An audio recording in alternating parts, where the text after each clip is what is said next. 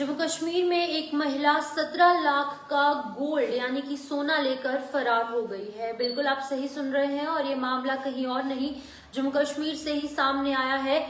वो अलग अलग शॉप्स पर जाती थी, गोल्ड स्मिथ्स की अलग अलग शॉप्स पर। वहां पर ये कहती थी कि मेरे को अपने घर पे ये तमाम ऑर्नामेंट्स, ये गोल्ड की चीजें, ये ज्वेलरी जो है वो दिखानी है, उसके बाद मैं ये खरीद लूंगी। और फेक नकली चेक्स भी जो है उन दुकानदारों के पास छोड़कर जाती थी ताकि जब वो ये ज्वेलरी लेकर वापस आएगी तो ये चेक जो है वो वापस ले जाएगी।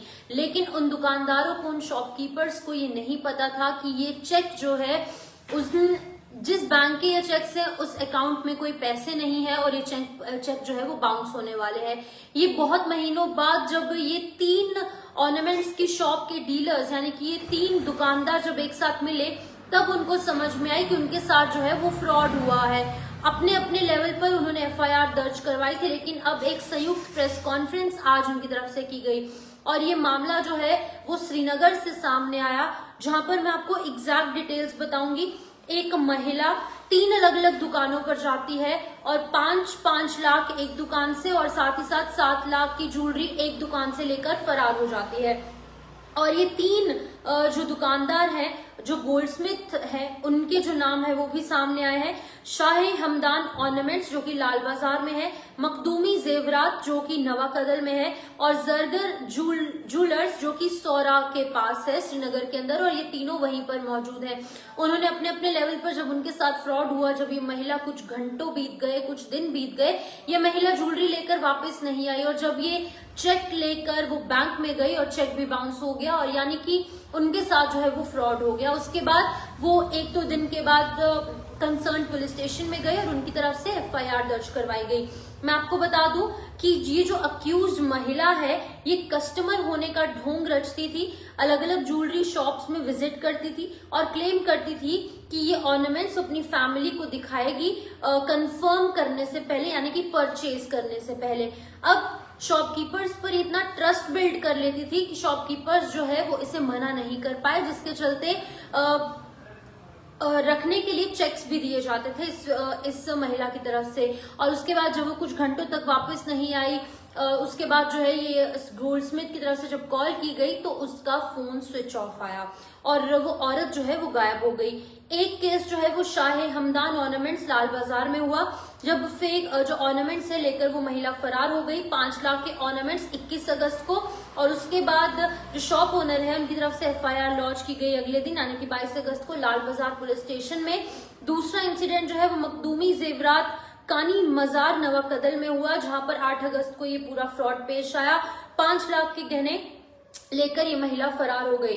वहीं जो इनका जो मखदूमी जेवरात वाले थे उनकी तरफ से एफआईआर लॉन्च की गई और पुलिस पोस्ट बग्यास में इनकी तरफ से एफआईआर लॉन्च की गई। वहीं तीसरा जो मामला जरगर ज्वेलर्स का है, 29 अगस्त का है, जो कि सौरा में रिपोर्ट हुआ। 7 लाख की ज्वेलरी लेकर फरार हो गई। सौरा पुलिस स्टेशन में पुलिस के साथ जो है एफआईआर दर्ज की गई और ये पूरा मामला अगस्त और जुलाई महीने का है। लेकिन आज ये पूरा का पूरा मामला प्रकाश में आया और आज इन तीनों की तरफ से जो है वो प्रेस कॉन्फ्रेंस की गई और इस प्रेस कॉन्फ्रेंस में उन्होंने ये सभी चीजें जो है वो पब्लिक डोमेन में लाई। अब इन तीनों विक्टिम्स की तरफ से ये कहा जा रहा है कि उनकी तरफ से फोटोग्राफ्स दे दी गई है, सीसीटीवी फुटेजेस दे दी गई हैं और फेक बैंक चेक्स जो हैं वो भी दे दिए गए हैं। और